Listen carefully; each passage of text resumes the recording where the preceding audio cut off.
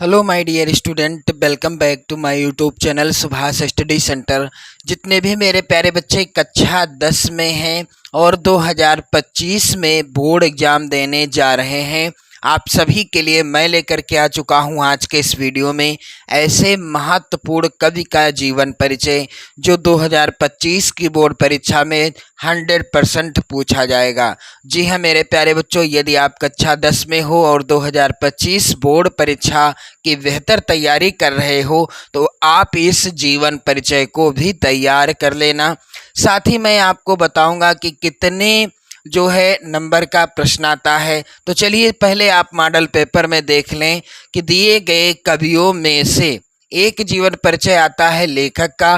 किसी एक लेखक का जीवन परिचय लिखना होता है और उनसे संबंधित एक रचना का नाम लिखना होता है।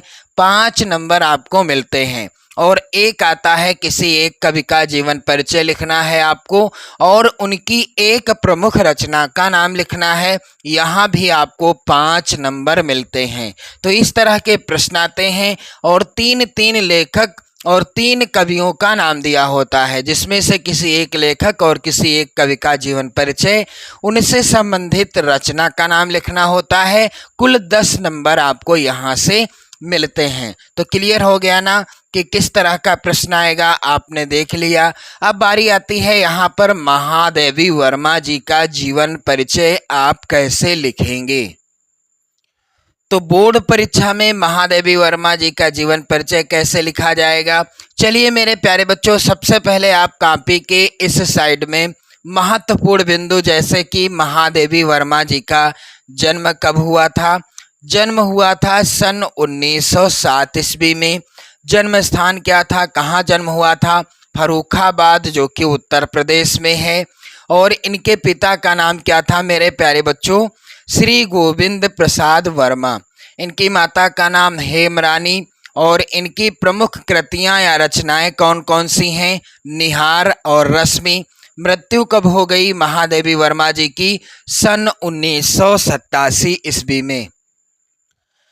तो मेरे प्यारे बच्चों, जो महत्वपूर्ण बिंदु हैं आप इस तरह से लिख सकते हैं कॉपी के इस साइड में। जन्म हुआ 1907 ईस्वी में। जन्म स्थान फर्रुखाबाद उत्तर प्रदेश। पिता का नाम श्री गोविंद प्रसाद वर्मा। माता का नाम हेमरानी। और कृतियां इनकी निहार रश्मि। और मृत्यु कब हो गई महादेवी वर्मा जी की, सन 1987 ईस्वी में। अब मेरे प्यारे बच्चों, जीवन परिचय आप कैसे लिखोगे। तो जीवन परिचय आपको हेडिंग डाल देना है।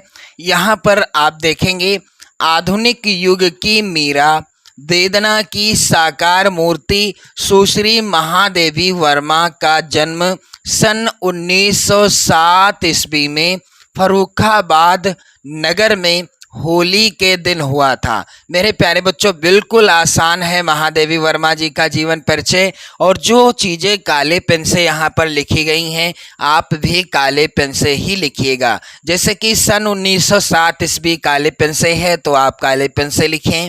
फर्रुखाबाद भी काले पेन से है, आप काले पेन से लिखें।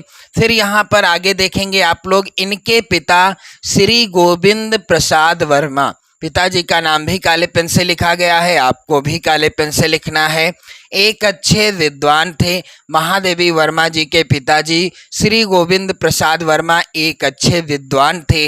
इनकी माता हेमरानी, माता जी का क्या नाम था महादेवी वर्मा जी की, हेमरानी था। वह भी एक अच्छी विदुषी थी।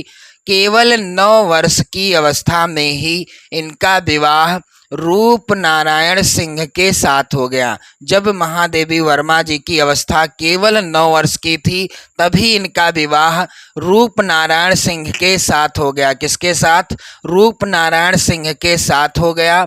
विवाह के बाद MA तक शिक्षा प्राप्त की और विवाह के बाद महादेवी वर्मा जी ने MA तक शिक्षा प्राप्त की।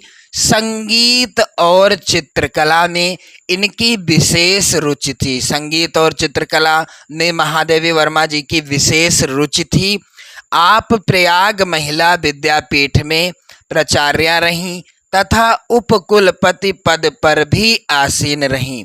महादेवी वर्मा जी प्रयाग महिला विद्यापीठ में क्या रहीं? प्राचार्य रहीं और उपकुलपति पद पर भी आसीन रहीं। उत्तर प्रदेश सरकार ने इन्हें विधान परिषद की सदस्य नियुक्त कर सम्मानित किया। भारत के राष्ट्रपति ने इन्हें पद्म श्री की उपाधि से भी सुशोभित किया। भारत के राष्ट्रपति ने महादेवी वर्मा जी को पद्म श्री की उपाधि से सुशोभित किया। हिंदी साहित्य सम्मेलन ने इन्हें नीरजा पर 500 रुपये का सक्सरिया पुरस्कार तथा यामा पर 1200 रुपये का मंगला प्रसाद पारितोषिक देकर सम्मानित किया। महादेवी वर्मा जी को हिंदी साहित्य सम्मेलन ने इनकी रचना नीरजा पर 500 रुपये का सक्सरिया पुरस्कार दिया गया और इनकी ही रचना यामा पर 1200 रुपये का मंगला प्रसाद पारितोषिक देकर इन्हें सम्मानित किया गया।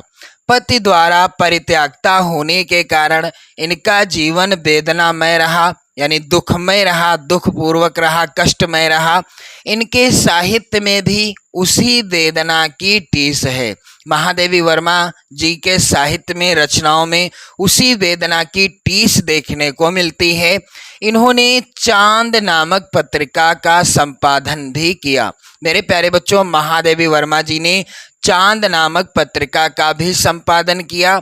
इन्हें ज्ञानपीठ पुरस्कार से भी सम्मानित किया गया।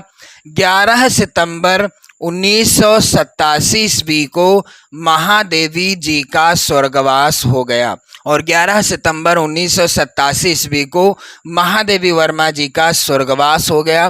तो मेरे प्यारे बच्चों, यहाँ पर आप देखेंगे इनकी प्रमुख रचनाएं निहार और सांध्य गीत। तो आपको बोर्ड एग्जाम में किसी एक रचना का ही नाम लिखना है। तो मेरे प्यारे बच्चों, आपने देखा महादेवी वर्मा जी का जीवन परिचय बिल्कुल आसान तरीके से, और लिखने का सही तरीका भी मैंने आपको बता दिया है। बिल्कुल 5 नंबर आपके पक्के हो जाएंगे यदि आप इसी तरीके से महादेवी वर्मा जी का जीवन परिचय लिखते हैं।